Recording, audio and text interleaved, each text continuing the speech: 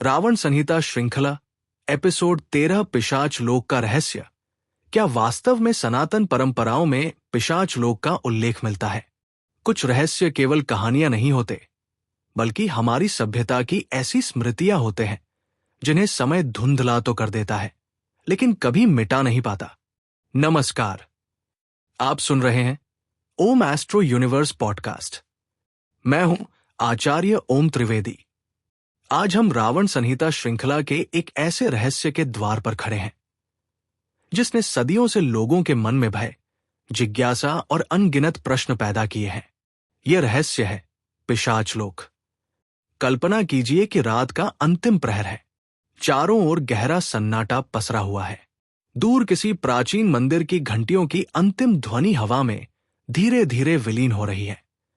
आकाश में चंद्रमा की हल्की रोशनी है, लेकिन उसके बावजूद वातावरण में एक अनजाना रहस्य महसूस होता है। ऐसे ही समय में हमारे पूर्वज एक ऐसे लोक की चर्चा करते थे जिसे वे पिशाच लोक के नाम से जानते थे।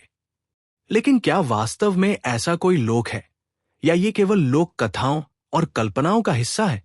यही प्रश्न हमें आज की इस यात्रा पर लेकर आया है। ओम एस्ट्रो यूनिवर्स में हमारा उद्देश्य किसी प्रकार का भय फैलाना नहीं है।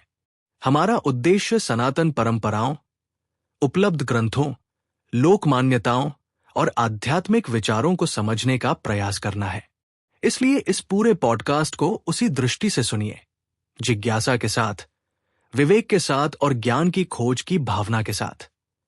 सबसे पहले हमें यह समझना होगा कि पिशाच शब्द का अर्थ क्या है।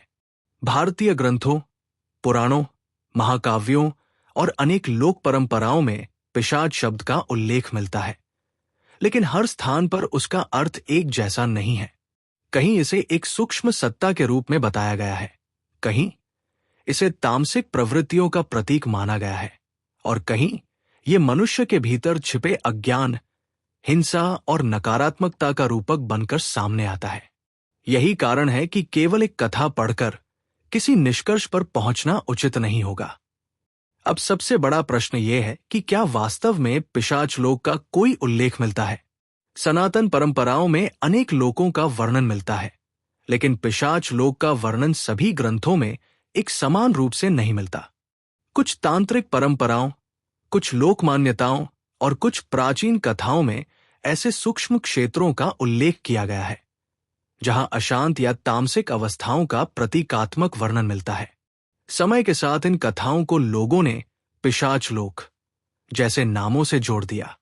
इसलिए यह समझना आवश्यक है कि हर कथा को शाब्दिक अर्थ में नहीं लिया जा सकता।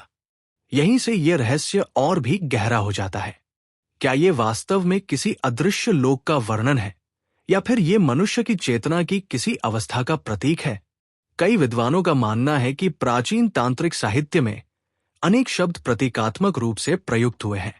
संभव है कि पिशाच लोक भी केवल किसी स्थान का नाम न होकर चेतना की एक अवस्था का संकेत हो। यह विषय आज भी अध्ययन और चर्चा का विषय है। आचार्य ओम त्रिवेदी का मानना है कि सनातन परंपरा की सबसे बड़ी विशेषता यह है कि वो हमें हर विषय पर प्रश्न करने, अध्ययन करने और विवेक से समझने की प्रेरणा देती है। जहां प्रश्न समाप्त हो जाते हैं, वही अंधविश्वास जन्म लेता है, लेकिन जहां अध्ययन आरंभ होता है, वहीं से रहस्यों के पीछे छिपे अर्थ धीरे धीरे सामने आने लगते हैं। अब एक और प्रश्न सामने आता है। यदि पिशाच लोक का उल्लेख कुछ परंपराओं में मिलता है, तो क्या वहां रहने वाली शक्तियां मनुष्यों से जुड़ सकती हैं? इस विषय पर अनेक लोक कथाएं प्रचलित हैं, लेकिन उपलब्ध धार्मिक और ऐतिहासिक स्रोत इस बारे में कोई एक समान निष्कर्ष प्रस्तुत नहीं करते। इसलिए किसी भी कथा को अंतिम सत्य मान लेना उचित नहीं होगा। यही कारण है कि ओम एस्ट्रो यूनिवर्स हर विषय को संतुलित दृष्टिकोण से प्रस्तुत करता है, ताकि रहस्य भी बना रहे और तथ्य भी स्पष्ट रहें। शायद यही कारण है कि पिशाच लोक का रहस्य आज भी पूरी तरह समाप्त नहीं हुआ। जितना अधिक हम इस विषय का अध्ययन करते हैं, उतने ही नए प्रश्न सामने आते हैं, और शायद कुछ रहस्य इसलिए रहस्य बने रहते हैं क्योंकि उनका उद्देश्य मनुष्य को भयभीत करना नहीं, बल्कि उसे ज्ञान की खोज के लिए प्रेरित करना होता है। यदि आपको सनातन रहस्य, रावण संहिता, तंत्र, आध्यात्मिक ज्ञान और भारतीय परंपराओं से जुड़े ऐसे ही गहन विषय पसंद है तो ओम एस्ट्रो यूनिवर्स पॉडकास्ट को फॉलो और सब्सक्राइब करना न भूलें। अगले एपिसोड में हम जानेंगे सूक्ष्म सत्ताओं से रक्षा कैसे करें।